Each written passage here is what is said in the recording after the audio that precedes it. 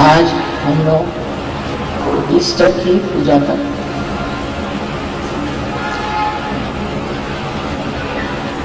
आज सहयोगियों के लिए एक महत्वपूर्ण दिन है, क्योंकि ईसा मसीह ने दिखा दिया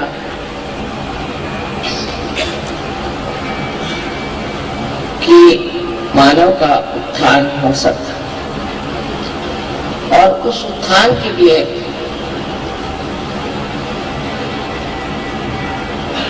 हमें प्रयत्नशील रहना चाहिए। जो उनको क्रूस पे चढ़ाया गया उसमें भी एक बड़ा अर्थ कि क्रूस पर टांगकर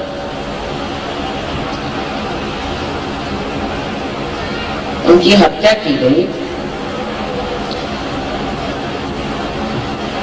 और क्रूस आज्ञा चक्र पे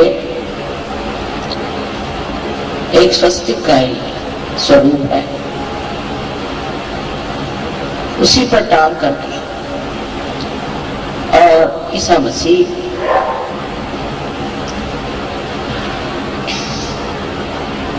वहीं पे गत प्राण। उस वक्त उन्होंने जो बातें कही उसमें से सबसे महत्वपूर्ण बात ये थी कि उन्होंने कहा कि माँ का इंतजार, माँ की ओर नजर करो। उसका अर्थ कोई कुछ भी लिखा है और दिखाई देता है कि उन्होंने ये बात कही कि मैं तुम्हारे लिए एक ऐसी शक्ति भेजूंगा जिसके 3 अंगों त्रिगुणात्मक और उसका वर्णन बहुत सुंदरता से किया है कि एक शक्ति होगी वो आपको आराम देगी। आराम देने वाली शक्ति हमारे अंदर जो है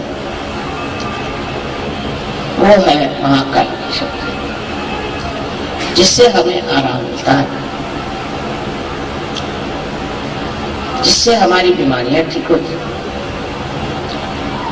जिससे अनेक प्रश्न जो हमारे भूतकाल के हैं वो सही हो जाते हैं। दूसरी शक्ति उन्होंने दी थी, जो भेजी उन्होंने, वो थी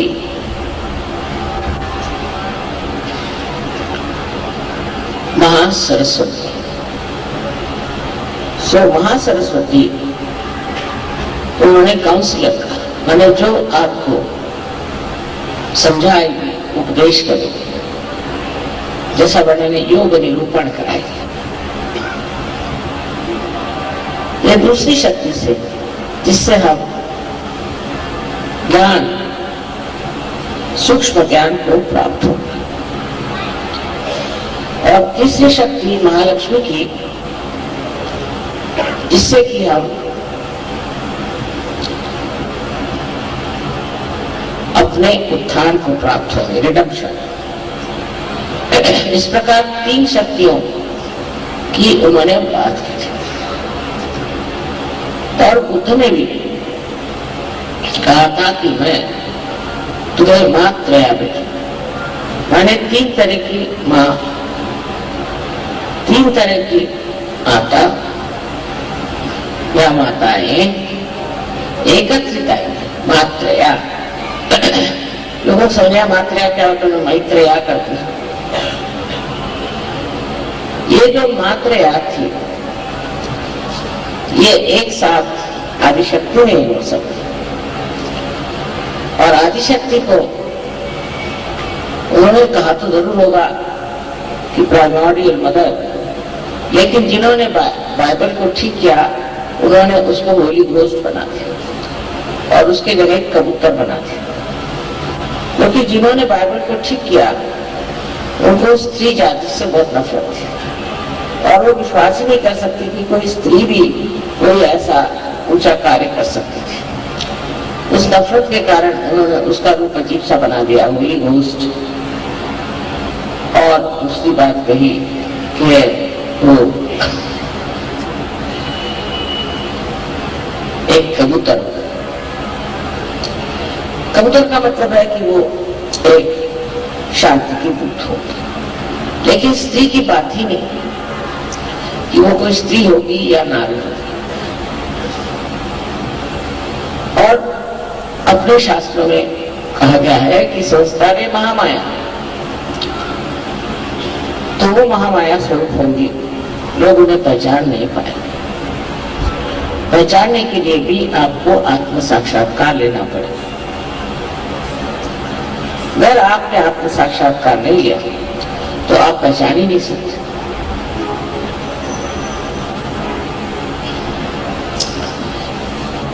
अपने जीवनी में उन्होंने जितना खुलकर कह सकते कहा, न जाने उसमें से कितनी बातें इन्होंने बताई और कितनी नहीं बताई और छुपाई,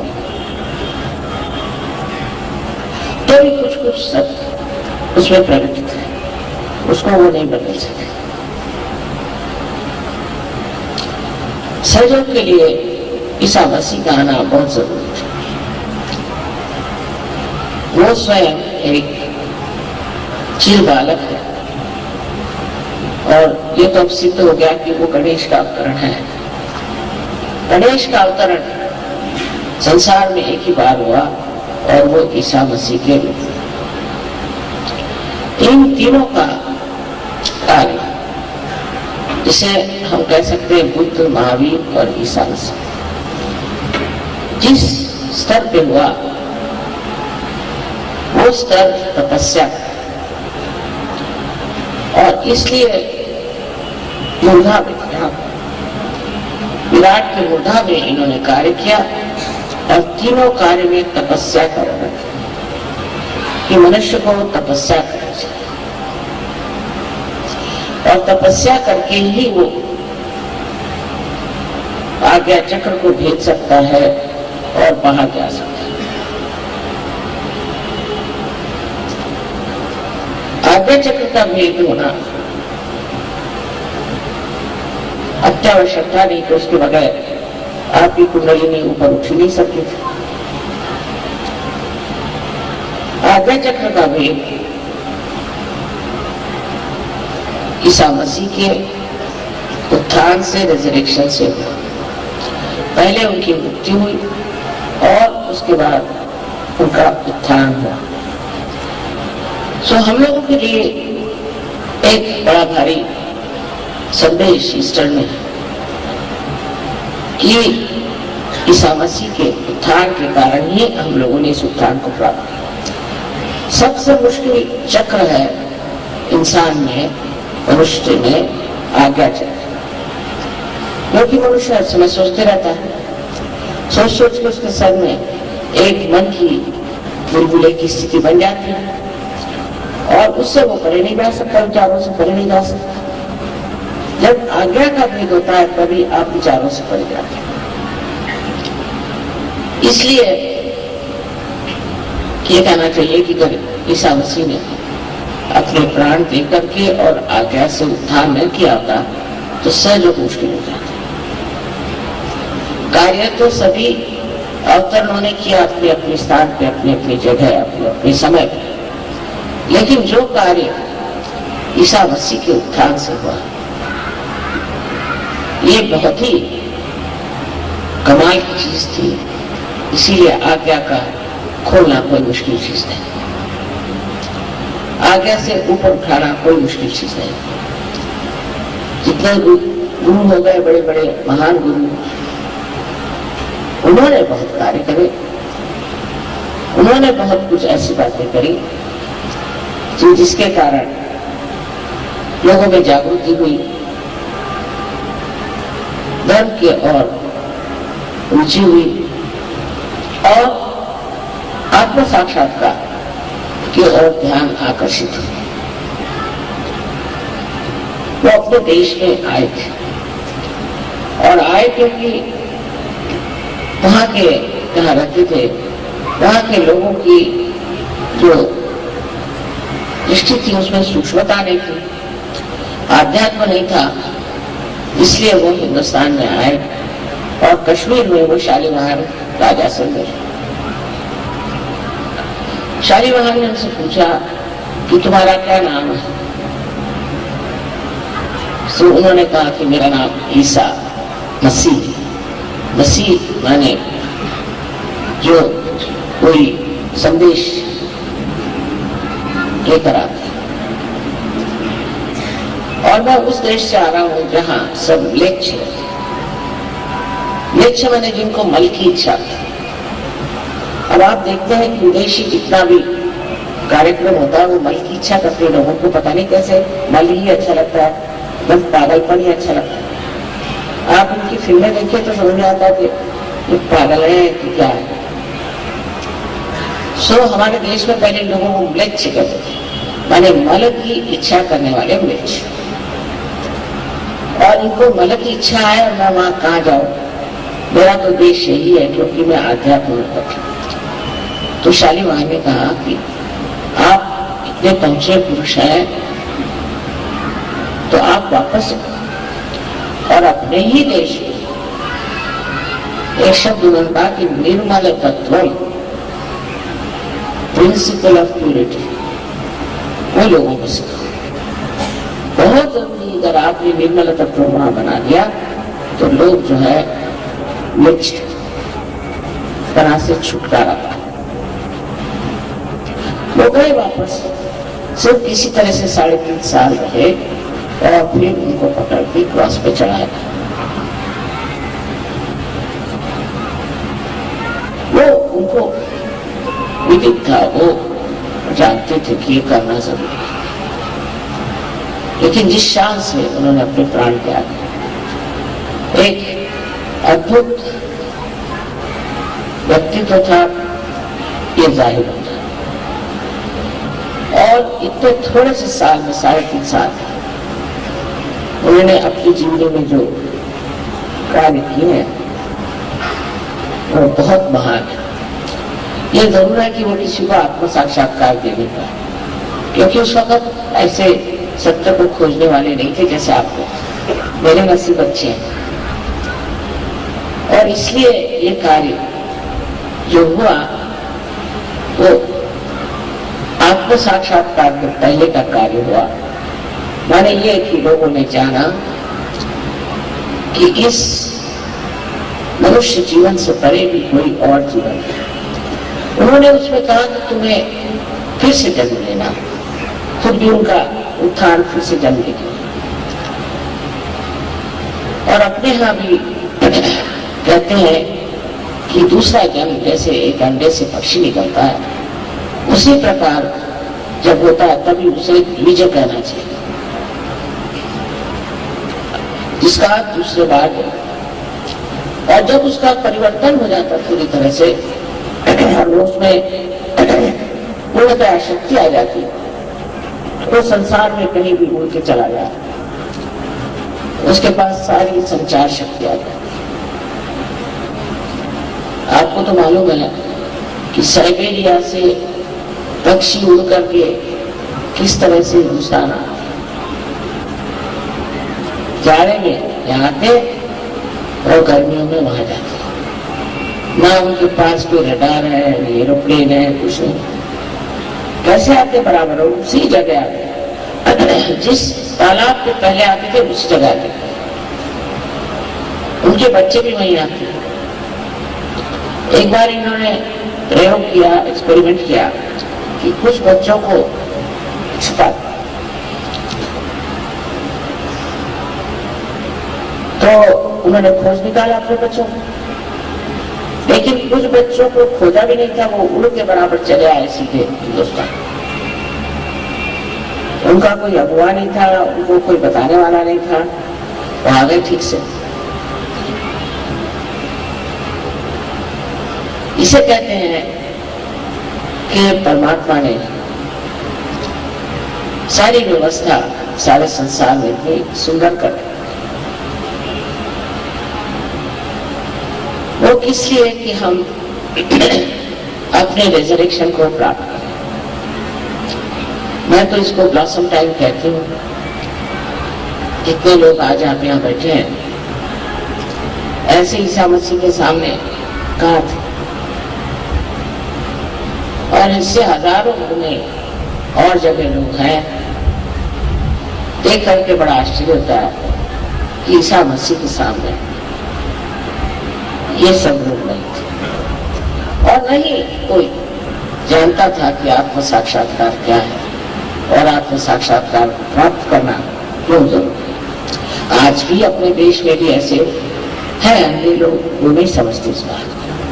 पर हमारे यहाँ जो महान गुरु हो गए उनकी वजह से एक बड़ी भारी समस्या दूर हो गई है कि लोगों को इसके बारे में मालूम। सब जानते हैं कि हमें दूसरा जन्म लेना है, अपने को पहचानना है। सारे ही इतने सूफी लोग हैं यही बात कहते हैं। इतना ही नहीं, पर जो कुछ भी शास्त्र लिखे गए कोई से भी धर्म में उसमें भी यही बात कहते हैं। आज का दिन इसलिए हमें मुबारक है कि आज तो बंगाल का नया साल है, और इसीलिए इसके पुनरुत्थान की भी बात हो सकती है। ये पुनरुत्थान आज बंगाल में हम लोगों ने जो मनाया है, इसका जरूर फायदा बंगाल में होगा।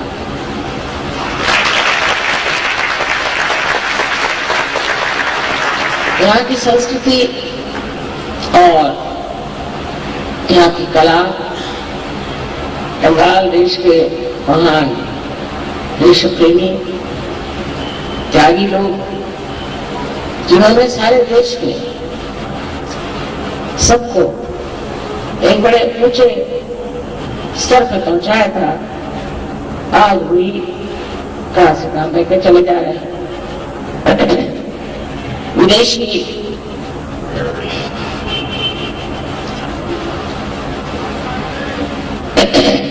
व्यवस्था खत्म हो गई, चले गए। लेकिन अब कहीं अधिक हम लोगों ने विदेशी संस्कृति को लेना स्वीकार किया, और उसको लेकर के हम ये भी नहीं सोचते कि वो लोग कहाँ पहुंचे हुए। हम लोग ये जानते नहीं कि इन लोगों की क्या दशा, ये कहाँ पहुंचे हुए, इन्होंने क्या पाया हुआ है।